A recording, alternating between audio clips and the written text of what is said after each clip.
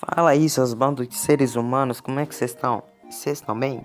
Seguinte, cara, hoje, sem mais delongas, vamos dar continuidade à nossa aula de xadrez e nós vamos aqui para aula 2, nível básico, ok?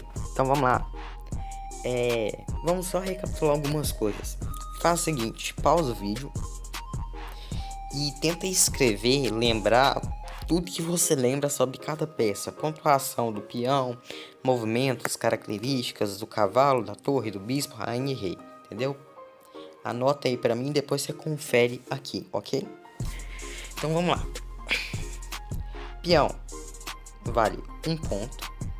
No início pode se movimentar até 2 casas à frente, a partir disso só uma mesmo.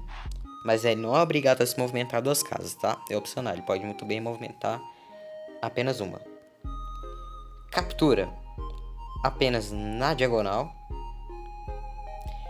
Não pode voltar para trás. É a única peça. Não sei se eu comentei no vídeo passado, mas o peão é a única peça que não volta para trás. Bispo, se eu andar com ele para cá, eu posso voltar ele para trás, não tem problema nenhum. Rainha, mandei para cá, posso voltar ela para trás, ou então para trás na vertical, na horizontal, diagonal, tanto faz. Não tem problema algum, ok? Torre, mesma coisa. Cavalo, mesma coisa. Não tem problema nenhum. E o rei é a mesma coisa também. Posso andar e voltar com ele para trás. Mas o peão eu não posso, ok? Outra característica. Se chegar no final da casa do adversário, posso ressuscitar uma peça perdida. Como o valor de qualquer outro. Exemplo, perdição bispo, que foi o exemplo que eu dei no vídeo passado. Poderei voltar o bispo ao jogo com o poder de uma rainha. Então ele vai ganhar o poder de andar vertical e horizontal, porque ele só anda na diagonal. Ok? E caso eu não tenha perdido nenhuma peça e mesmo assim conseguir chegar com o peão à outra casa do adversário, a última casa, no caso das brancas, a última casa seria a coluna 8 e das pretas a coluna 1. Eu posso pegar uma pedra, outra peça de xadrez caso eu tenha, um giz, qualquer coisa e considerar como uma peça que eu quiser. A maioria das pessoas sempre pega uma rainha, né, pra sacanear, porque ela é uma peça muito poderosa, realmente. Dando sequência, torre, vertical e horizontal, quantas casas desejar. É o movimento da torre. Vale 6 pontos. Cavalo, movimenta-se em L, ok? Vale 3 pontos e tem o poder de pular outras peças. Bispo, movimenta-se nas diagonais quantas casas desejar. Rainha, qualquer direção, e o bispo vale 3 pontos. Rainha, qualquer direção, quantas casas quiser, 9 a 10 pontos o valor dela. Isso os jogadores têm que combinar antes de começar a partida. Valor válido para ambas as rainhas, tanto a preta quanto a branca. E rei, qualquer direção, apenas uma casa. Não pode... não tem um valor numérico, porque para você contar o valor de uma peça, ela tem que sair do tabuleiro para poder contar, né? E o rei você não pode tirar do tabuleiro, como eu expliquei no vídeo passado. Se você tirar o rei do tabuleiro, perdeu. Acabou. Tchau.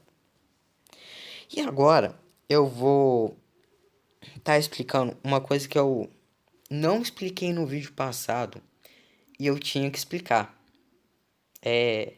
Duas coisas, na verdade. A primeira é que se você, exemplo, você começou a jogar com a mão direita e você depois mexe com uma peça com a mão esquerda, você não pode fazer isso em campeonato, ok? No joguinho entre amigos assim, claro que não tem problema. Mas se você for jogar campeonato, você tem que jogar com uma mão só a partida toda. Ou é só com a direita ou é só com a esquerda. Outra coisa, o xadrez tem uma regra que se você tocar na peça, você é automaticamente obrigado a mexer com ela. Mesmo se for pra arrumar, não tem problema. Às vezes você tá achando que a peça tá torta lá, encostou na peça, se for a sua vez de jogar, você é obrigado a movimentar com ela, ok? Caso você realmente só queira arrumar, tem uma frasinha, uma palavra, na verdade, acho que em francês, que chama jadoub, que significa vou arrumar em francês, que todos os jogadores de xadrez utilizam em campeonato. Então, caso você tenha interesse de aprender xadrez de verdade, é interessante você utilizar essa palavra. Salve a notificação aqui. Ok.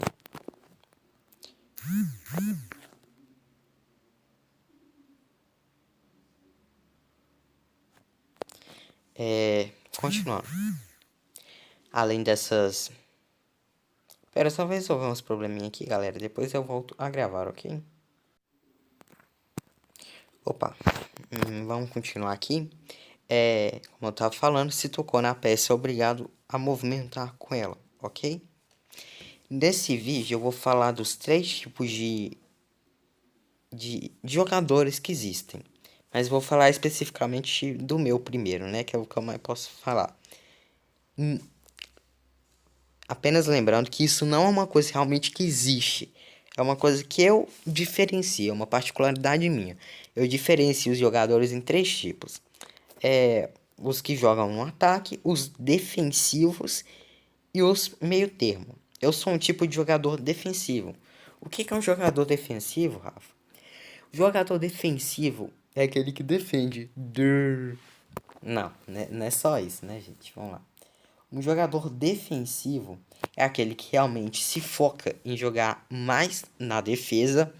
Porém, o tipo de defesa que eu tô falando não é você colocar todas as peças na frente do rei e esperar o seu adversário capturar todas elas e perder a partida. Então, não é isso que eu estou querendo dizer.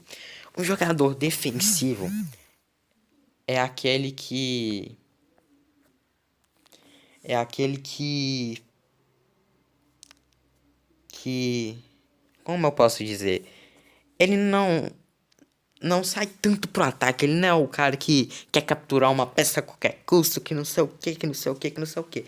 É aquele jogador mais calmo, assim, que entende a estratégia do outro adversário primeiro, para depois ele vai montando uma defesa enquanto ele não entende a estratégia do adversário. A partir do momento que ele entende a estratégia do adversário, ele continua deixando peças para defender o rei, mas ao mesmo tempo para atacar. Ele não investe tantas no ataque, ele investe mais na defesa. Mas ele investe no ataque para quê? Para quebrar a defesa do adversário, ok? Seguindo. Então, isso é o tipo de jogador defensivo, entenderam?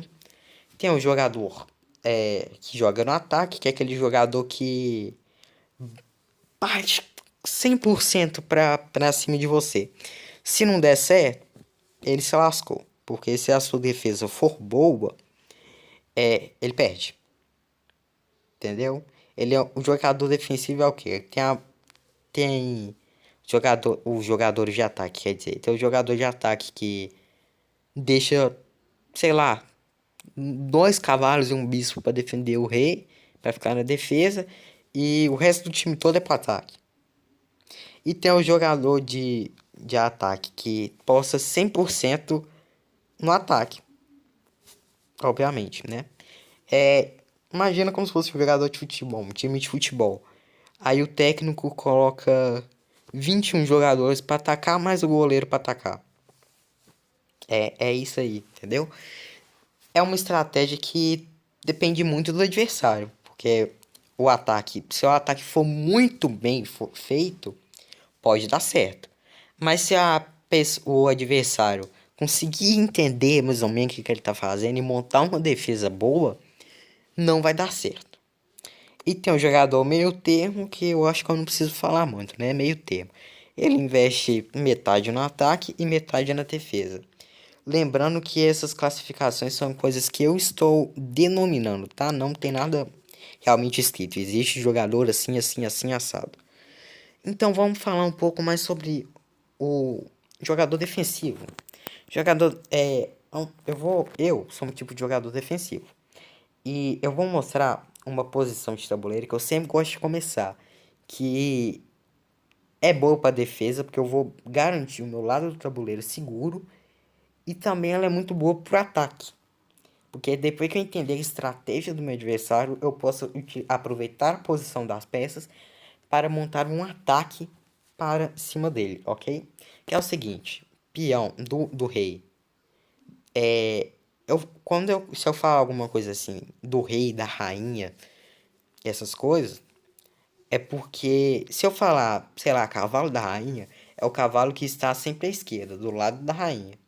Se eu falar cavalo do rei, por exemplo, é o que está à direita do rei, do lado do rei. Isso vale para o bispo, cavalo, torre, peão, que são os dois à frente, só tem um peão da rainha e um peão do rei. E isso, ok? Vamos lá. Peão do rei, duas casas à frente. Aí meu adversário joga peão da rainha, para movimentando-se para a única posição inicial que ele tem para a direita, né? No caso vai ficar na frente do peão do bispo. Peão do bispo por quê? Porque o bispo tem um peão na frente, vai ser na frente desse peão onde está aí. Depois, peão do rei. Aí o adversário joga, né? Depois, peão do rei à frente do peão do bispo do rei. E depois o adversário jogou peão da rainha, duas casas à frente. Essa posição é fenomenal.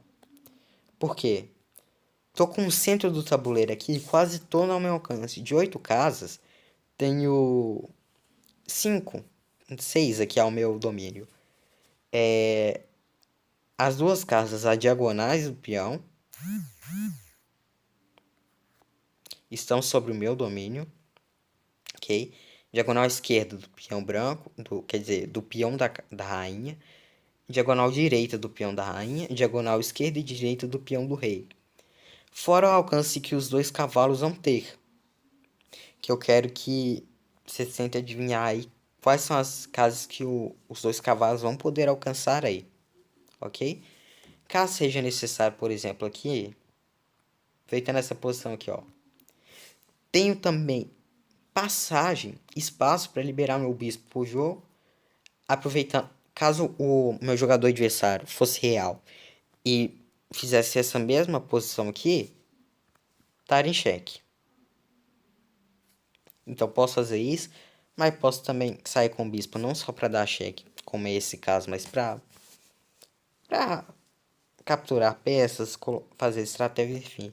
Da mesma forma que o outro peão, quer dizer, com outro bispo. Rainha tem liberação também. E se eu liberar o bispo aqui, já posso fazer roque. Ok? E outra coisa. Isso aqui eu tô ensinando um pouco de noção de jogo, é uma estratégia que eu gosto, entendeu? Para você ter um pouco de noção de jogo de qual jogador que você é. Você vai se identificar e vai ver o próximo vídeo, ok? Que eu vou explicar mais sobre esse tipo de jogadores para você. Se você for um jogador de ataque, você vai ver o vídeo e eu vou ensinar estratégias para ataque. E esse primeiro vídeo aqui, quer dizer, esse segundo e o primeiro foi mais ensinando regras do jogo mesmo e dando movimentos básicos que você pode fazer que podem te ajudar muito. E noção de jogo, na verdade, é o quê?